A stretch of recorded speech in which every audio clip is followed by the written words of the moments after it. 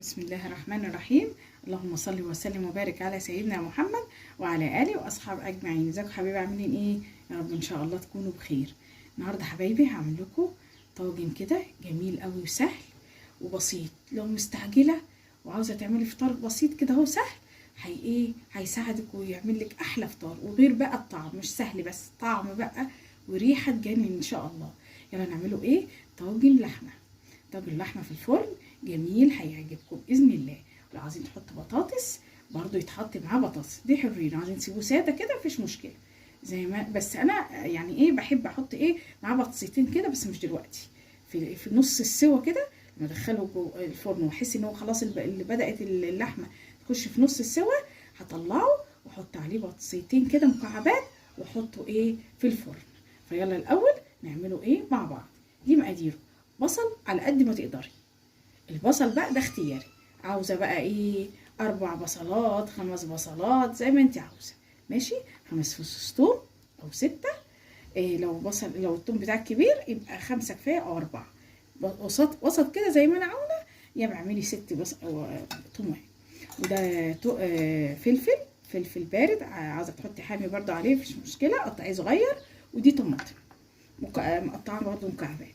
بس لسه البهارات، يلا الاول بس مع بعض نطلعه ايه، نقطعه البصل ده زي ما يكون طرنشات، بس مش طرنشات كبيره، طرنشات وسط، علشان ايه بحيث ان هي تبقى دايبه مع اللحمه كده. تاكليها بقى بالصوص بتاعها ده، انت هتاكلي الصوص ده فظيع زي ما انتم شايفين كده. اقطع بقى كميه البصل دي كلها بنفس الطريقه كده واوريكم. توم اهو، قطعت البصل زي ما انتم شايفين كده اهو. اقطع برضو التوم كده صغير كده على قد ما تقدري اهو كده، ماشي. اقطع بقى التوم واوريكم اهو يا حبايبي زي ما انتم شايفين كده. قطعت بقى البصل والتوم. احط بقى البهارات بتاعتي: ملح اهو كده، ماشي. خلاص، فلفل اسود اهو،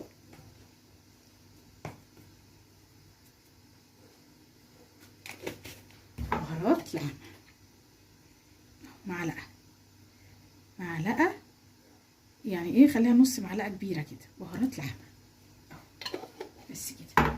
همسك بقى كده البصله دي كده بالتوم كده، وبعد ادعك بقى فيها كده اهو كده زي ما انتم شايفين كده اهو.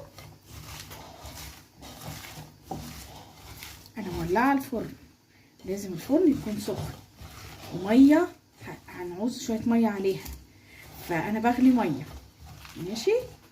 بس تبقى بتحضروا كده زي. خلاص، هنحط بقى الفلفل،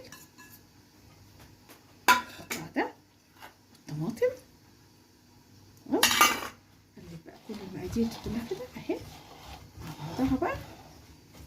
شمي بقى الريحه من قبل ما نحط اي حاجه اهو.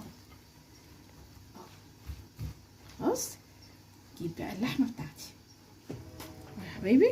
حطيت اللحمه بتاعتي اهي كده اهو كده. بصوا، عندك بقى اي حته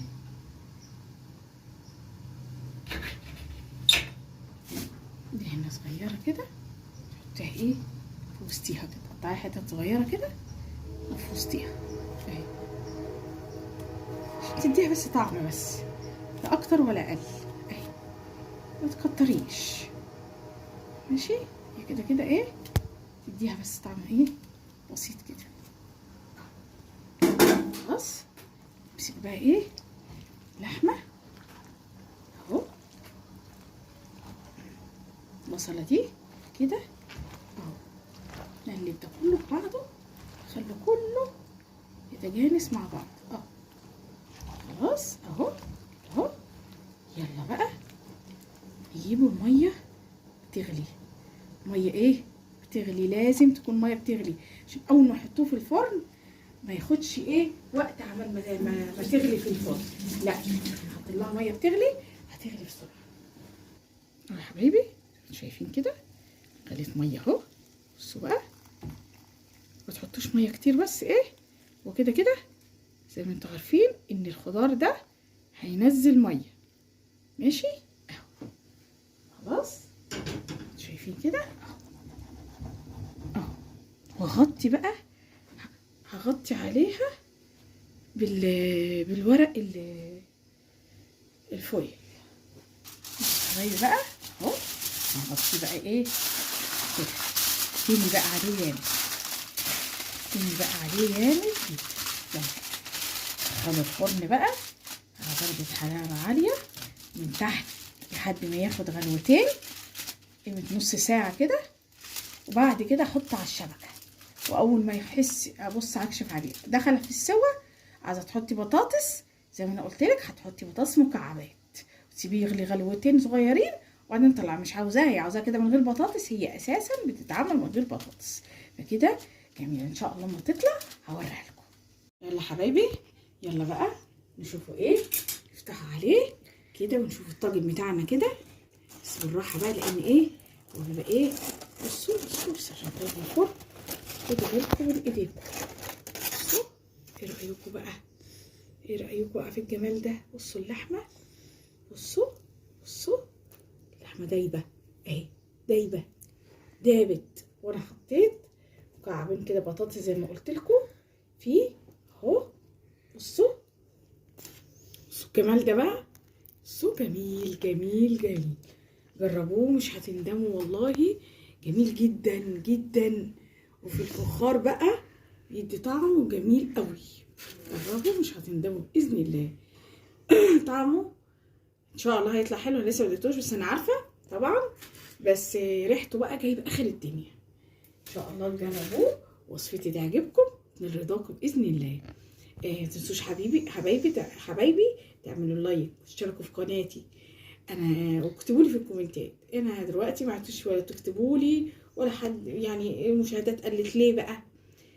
شوفوا وصفات، لو ما عجبتكمش اكتبوا لي في الكومنتات، قولوا لي احنا ما عجبناش كذا، وانا اغير لكم واعمل لكم كل حاجه نفسكم فيها ان شاء الله باذن الله.